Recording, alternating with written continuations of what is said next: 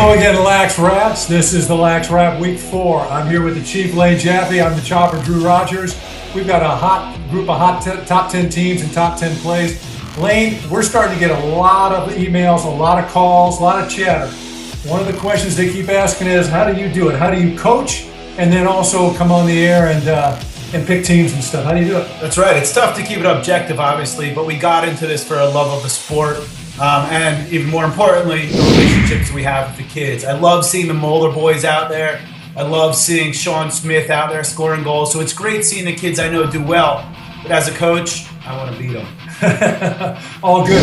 If you take 4 through 12 in the LA area, that's almost a toss-up among those teams. Wouldn't you agree? That's right. There's a ton of parity, 4 through 12, I think, on any given day. I think the top 3 teams have a little bit more depth, better players.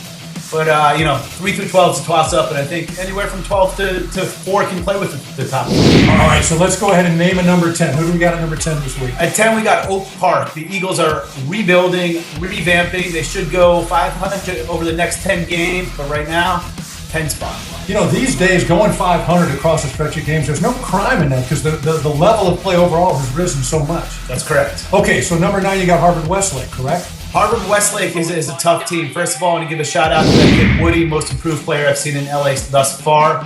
They now have Holthouse back. They beat Thousand Oaks. That's a team that'll continue to get better as the season goes. Right now, a 9 spot. And they got the Roman Empire working for them now, so that's pretty cool. Coming in at number 8, then we've got Newbury Park. Newbury Park is interesting, just like the other 2 teams. I feel like I'm saying they're all interesting, but Newbury Park loses to Oak Park. Shuts out Agora. You know, they're good, but how good? I think an 8 right now. Okay. We got to be quick with number 7, Mira Costa, because we don't have a lot of file footage unless we did go back to the archive and pull up Tom Farrell. But what can you tell me about Mira Costa at number 7? We'll know more on Tuesday when they play Crespi. Right now, a 7. They're 7 or 8-0, undefeated, but until they play quality teams, they're a 7. Is it safe to say if they knock Crespi off that they're legit? They'll move up quick. It's safe to say they are legit. Okay, sounds good. So then coming in at number 6 is the aforementioned Crespi. What can you tell me about them? Crespi offensively is amazing, defensively figuring out. I love the way those boys swing the ball around. If they beat Costa, I think they'll be on a little bit of roll. I think they may make some noise moving up. Okay. And then, coming in at number 5, Thousand Oaks. Thousand Oaks, once again, a question mark. We know they went to OT with Loyola. We know they have a ton of good players. Can they win the big game? Can they beat those big teams? We don't know. Okay.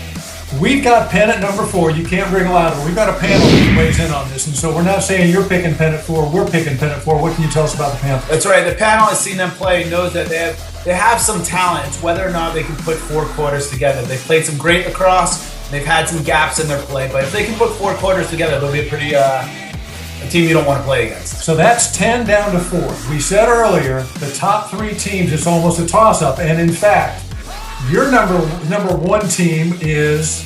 I'm going to go with Palos Verdes still. My number 1 team is Loyola, and yet the panel picked Westlake. So let's start with number 3. Actually, these all 3, we're going to call them number 1s. So if any of you guys want to get on us about it, we've got 3 number 1s this week, not just 2. Tell me a little bit about, let's go ahead and take Palos Verdes then. Tell us about that. Palos Verdes had a huge comeback, well, not a comeback win, but just played better lacrosse against Santa Margarita, a top team in Orange County.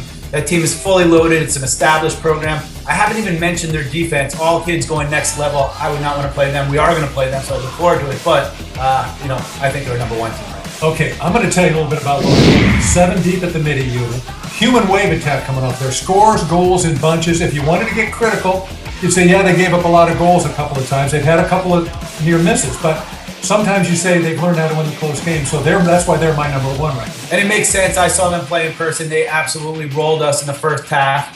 That team has every right to be number 1 going on spring break. They were pounding their chest a little bit, right? Yeah, they showed a little bit of bravado out there. Proud Cubs, proud Bears over there. Gotta love it. Okay, the panel has chosen Westlake as number 1, and money, it's got to be the Unis, right? It's got to be the Unis. I wouldn't argue with the panel. I like what the panel's thinking. They're thinking outside the box. The team is, undefeated right now and pretty deep. They're putting up numbers, sweet uniforms. We'll see what happens once they play interleague play. Sounds good. So that's the top 10 teams for this week. If you got a difference of opinion, let us know. All right, Chief, Time for the top 10 plays. First thing, we're going to do a little fast motion Keystone Cops.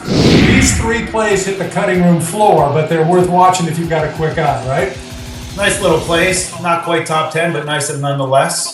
Okay, that's going to bring us to our number 10. At number 10, you got number 99. First of all, he wears 99. That's awesome. Balancing the ball on the crossbar, perhaps. And now they've got to beg for the call, right? There it is. Count it. Give it to me, Rap. That's number 10. Coming in at number 9. Loyola, what do you do when the best team doubles you? Well, the fans are yelling, help him out, right? Just run by him. Okay, so now the fans are saying help him out, but if you do the math, it's 5-on-4 now. There's no help. There it is. Count it for 1. Now, coming in at number 8, Crespi. Dixon doing what Dixon does. So, question all year, how do you stop Dixon? Let him put up his 8, 9, 10 goals, hope the other team doesn't score. And coming in at number 7, Peninsula. This kid makes a 6 save. Doorstep, miss. Deja vu. They're relentless. These are the Cubs, right? That's right, and here we are again. Now look, he passes up that shot for a better one. Oh, there's another save this time. It's casual. Coming in at number 6, PB at San Clemente. Oh, that's a nasty save across the body. Give a little bit of love to the goalies. Always got to do that. Look at this hustle on this ride. The ride by standing, right? He gets it back. Now, here's the difference in Stanley Gilbertson. This would have been a shot 2 weeks ago. Now throwing dishes. Oh, that's an Aussie left. Word on the street is he keeps doing more of that, they're going to be tough to beat. That's right. 5 spot, we got PB again. With the dark unis. It's a nice feed and a nice scoop little finish. Against La Costa Canyon, nonetheless. And coming in, of course, 7-6 game play, number 4 here. 34 seconds left in the game. Ooh, 6 save, but look at the quick feed on number 10, the way he got himself in position to shoot that ball. That's right, staying with the play. We're in overtime. And number 3. De-sticking, wow, yard sale. Kid's taking it down, looking. Yard sale to wholesale, right? That's right, just stick it right in the goal. Nicely done. And we got McCann as the man through this sequence, right? That's a Blue Devil for you. 1 save, 2 save. This is my best. Watch him slide across the crease. Martin Brodeur-like. That's a hockey reference. Now, coming in at number 1 then, we got Redondo, correct? That's right, Josh Williamson. Going to Marquette, Division I lacrosse player, against Palos Verdes, my number 1 team right now. Tell you what I like about this kid. He takes a hit on every shot, keeps coming back. There he is again, getting across the top, sweeping lefty. Boom. One more. Shooting's one thing, finding the open guy. And the finish. That's nicely done, Josh Williamson. Top play of the week, Josh. All right, so those are the top 10 plays of the week. We didn't drop 3 on the cutting room floor.